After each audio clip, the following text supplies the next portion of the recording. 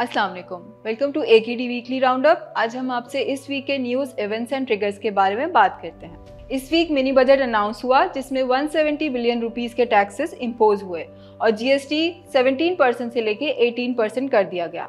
वहीं petrol prices and gas prices भी बढ़ाए गए। ये सब IMF की रिक्वायरमेंट्स थी। यही रेमिटेंस का नंबर आया जो $1.9 बिलियन रही, जो लास्ट मंथ से 10% डाउन थी।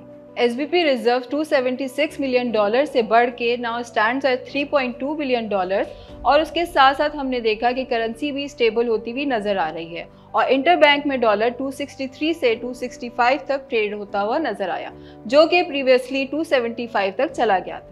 फ्यूचर आउटलुक की हम यहाँ बात करें तो जैसा कि हम जानते हैं कि एंग्रो का बायबैक स्टार्ट हो गया है एंड 70 मिलियन शेयर्स के बायबैक एंटिसिपेटेड है, तो इसकी वजह से इन्वेस्टर्स का इंटरेस्ट देखा जा सकता है उसमें। और वहीं हमने देखा कि मीज़ान बैंक का रिजल्ट आया जो कि बेटर देन एंटिसिपेटेड रहा।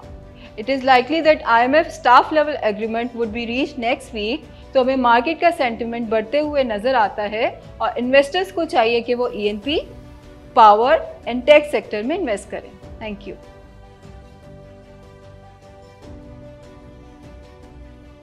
अस्सलाम वालेकुम एवरीवन।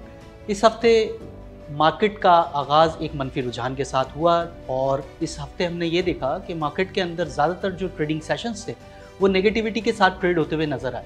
इस रिकॉर्डिंग के वक्त तकरीबन 700 से ज़ायद पॉइंट्स की कमी वीक ऑन वीक बेसिस देखी गई है और अगर हम परसेंटेज टर्म्स में बात कर लें तो तकरीबन 1.8% का नेगेटिव रिटर्न इस वक्त वीक ऑन वीक बेसिस पर इंडेक्स ने पोस्ट करा है।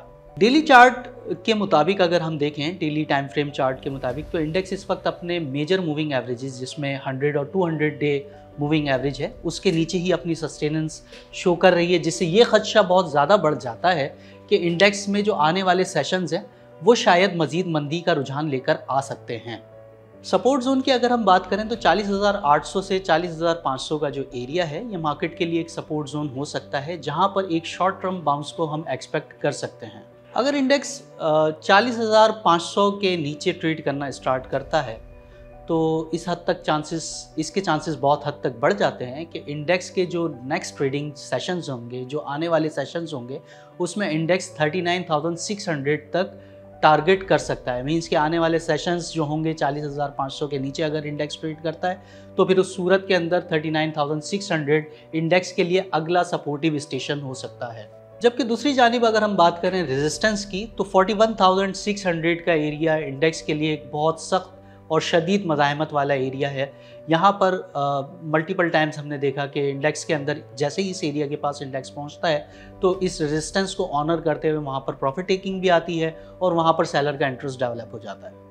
अगर हम मार्केट के मूविंग एवरेज के कन्वर्जेंस और डाइवर्जेंस को देखें तो हमें ये देखकर अंदाज़ा होगा कि आहिस्ता आहिस्ता मार्केट इस वक्त अपने मोमेंटम को पॉजिटिविटी से नेगेटिविटी की तरफ शिफ्ट कर रही है। उसके अगर हिस्टोग्राम को हम देखें तो जो हिस्टोग्राम पिछले वीक के अंदर पॉजिटिविटी को शो कर रहा था, इस वक्त वो आहिस्ता आहिस्ता पॉजिटिविटी से न्यूट्रल एंड देन नेगेटिव की तरफ बढ़ता हुआ नज़र आ रहा है। सेक्टोरल पिक्स में अगर हम बैंक्स के सेक्टर को देखें तो इस वक्त मीज़ान बैंक लीड कर रहा है और मीज़ान बैंक को लीड करते हुए इसके अंदर अगर कोई वीकनेस आती है तो आई थिंक कि वो अपॉर्चुनिटी होगी और इसके अंदर जो है वो आने वाले सेशंस ऐसा नज़र आ रहा है कि फर्दर स्ट्रेंथन को सपोर्ट करेंगे।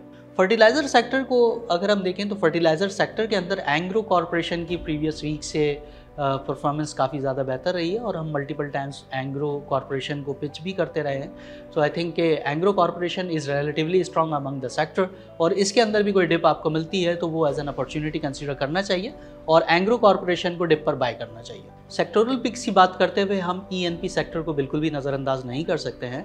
ENP सेक्टर के अंदर OGDC की परफॉर्मेंस रिलेटिवली स्ट्रॉन्ग नज़र आती है और इसके अंदर भी पोजीशंस को एक्यूमुलेट करना इन एरियाज़ के पास काफ़ी बेहतर नज़र आता है। Power generation and distribution companies के अंदर हबको रिलेटिवली स्ट्रॉन्ग नज़र आ रहा है और हबको के अंदर पोजीशंस को बिल्ड करना, इसमें डिप आए उन पर पोजीशंस को एक्यूमुलेट करना बेहतर लगता है। जबकि अगर हम सीमेंट सेक्टर को और इंजीनियरिंग सेक्टर को देखें तो सीमेंट सेक्टर और इंजीनियरिंग सेक्टर के चार्ट्स के मुताबिक ऐसा नज़र आता है, इनमें जो स्क्रिप्ट्स हैं, जो कंपनीज़ हैं, उनको देखते हुए ये नज़र आता है कि शायद इनमें आने वाले ट्रेडिंग सेशंस में फर्दर वीकनेस रह सकती है। रिलेटिवली अगर हम देखें तो DGKC, लकी सीमेंट, ये जो है सीमेंट सेक्टर के दरमियान जो है वो वीकनेस का शिकार रह सकते हैं। जबकि अगर हम देखें PSO को, जो कि oil and gas marketing company के अंदर लाया करता है।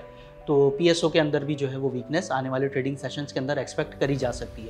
For real time technical analysis and queries kindly visit us at www.akdsl.com।